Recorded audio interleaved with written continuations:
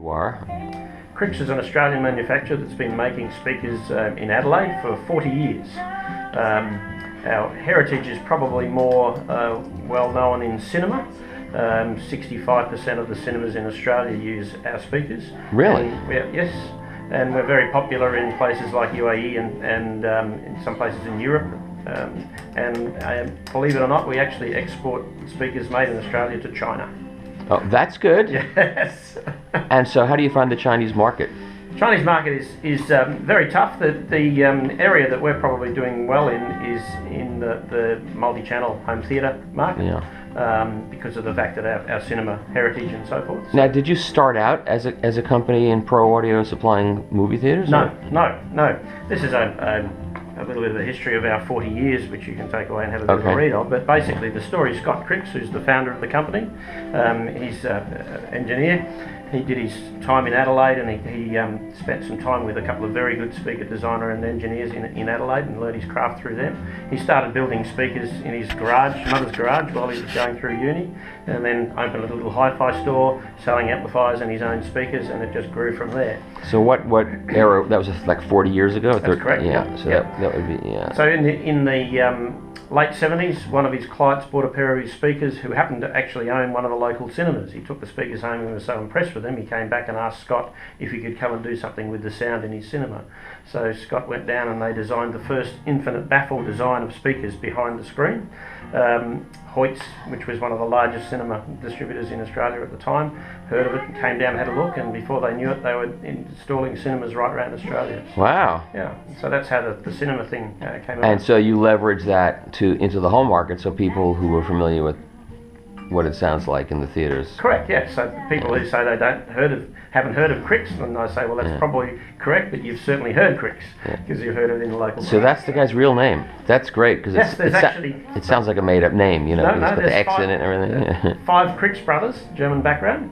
The 5 Krix brothers actually work in the company. So Scott is the founder, Ashley looks after the cinema export side, Gary is the managing director, he's the numbers man, and the 2 younger brothers work in the factory. So, wow. Yeah. So everybody's involved. Yes. That's fantastic. Yep. So we've been building hi-fi speakers for a long time. We also have a range of speakers that we call Series X, which is a derivative of the speakers that are used in cinemas, horn design, but the crossovers are tweaked to suit smaller rooms in residential cinemas and so forth. So they're designed for rooms that are sort of like 100 square metres and above. Right, and that's for behind the screen. Correct. So how is that that market has had a lot of trouble in America because of the economic downturn and because of the real estate bubble bursting. How has that been here? There's pockets in Australia that are going very well with it. Yeah. Here in Melbourne, a lot of big Toorak mansions are being built, and they're allocating big spaces for cinemas and so forth. Yeah. So yeah, we're doing quite well with that. But we've actually done introduced a scaled down version of this, which is more designed for rooms that are sort of 6 to 8 metres in length. Right. Similar concept in terms of high efficiency drivers and very big power handling, but they're the black suede design, so they sit behind screens and it's all acoustically hidden with transparent material. Sure. And that's getting a lot of interest as well, because they're smaller rooms. And what kind of price point are we talking about? For the big X series, the cinemas generally start at around about the 25,000 for the speaker complement. The 5 of them, 5 speakers? Correct. Including a subwoofer or not? 5 and the subwoofer, yes. And, that's not bad. Yep. The SX series comes down and starts at around about the $12,000 mark. Yeah. Oh, that's not bad either. Yep. So in the home hi-fi department, you have this is a good representation of what you've got? Yes, we have 3 main models. So all of our speakers are manufactured here in Australia. We have CNC machines at our factories. We do all of our speakers are fully mitered, so the box, the timber veneer sheet comes in. It's then cut down on a 45-degree angle just before the veneer, and then it's glued and folded together with all of the extra bracing and so forth inside. So the boxes are very strong, and the advantage of the fully mitered is that the glue surface area is greater than if you were just putting boxes together in a traditional way. So, and you're using ScanSpeak drivers, it looks like. There's a combination of ScanSpeak. all of the drivers that we use are essentially our own drivers because they've had modifications from our engineers that we've had done to them. Right. I mean, you know, why not use a company that specializes in drivers to make them to your needs, to your specifications? Yeah. So you know, there might be things like a different pole piece or something, or extra winds in the voice model or whatever it might be. So the three speakers that you're looking at there, the smallest speaker is the Phoenix, which is a two-way design, and it's a very popular design. It comes in at just around about the $2,000 mark for a pair here in Australia.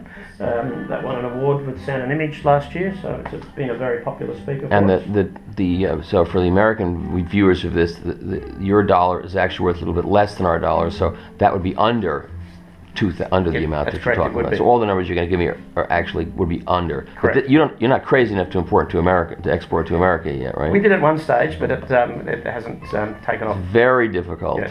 You know, people think it's the land of opportunity for everything. There's so many people, but the number of people that are really into really quality sound is pathetically small, unfortunately. You found that out. Okay, so that's about 2,000 for the two-way. Yep.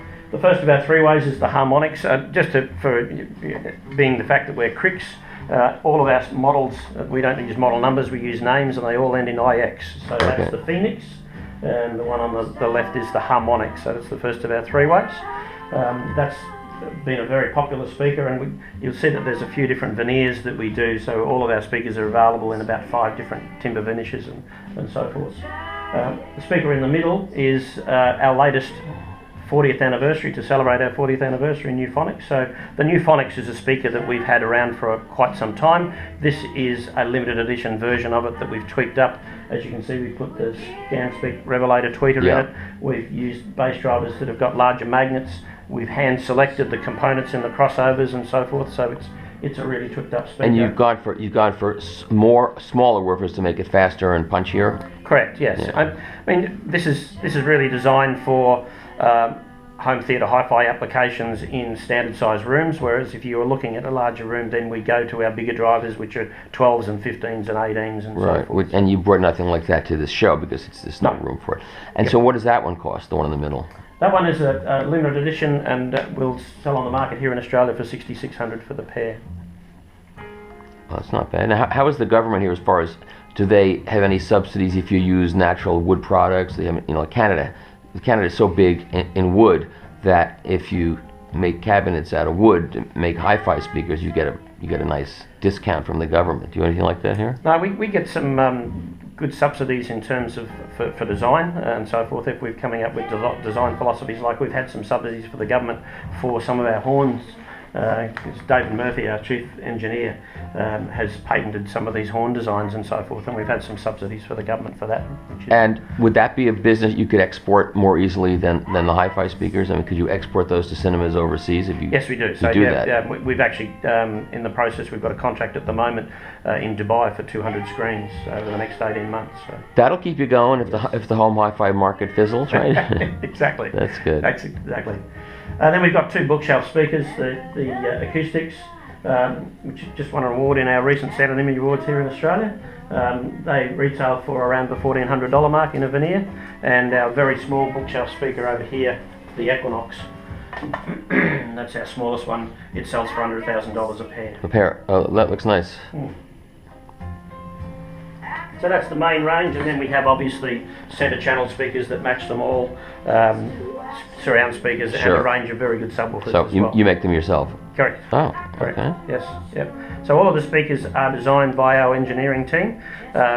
Every speaker goes through our anechoic chamber and gets tested for frequency response, power handling and so forth. We can actually even detect if there's not enough glue in a particular joint and there's a little bit of vibration. It then goes back to the timber factory and so forth. So we have our own anechoic chamber that we built.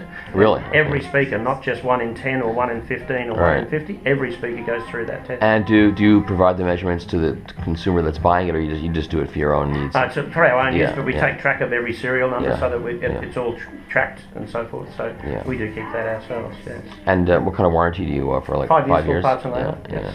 Yep. Okay. And we also do a range of in-ceiling product, which is quite unique. We didn't bring any of that to the show, but it's all fully enclosed product.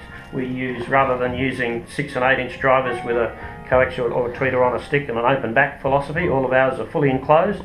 We're using drivers that we actually use in our floor standing speakers. So it's a baffle with a separate bass driver and a separate tweeter with a proper crossover, fully enclosed, vented through to the front baffle. So they're true high performance speakers. And do you send a representative from the company to the customer's home to convince the customer's wife to allow a speaker to be stuck in the ceiling? Do you do that? The speakers have the new very slim baffle bezel on them, which are very attractive. So yeah, we're finding that more acceptable. Yes.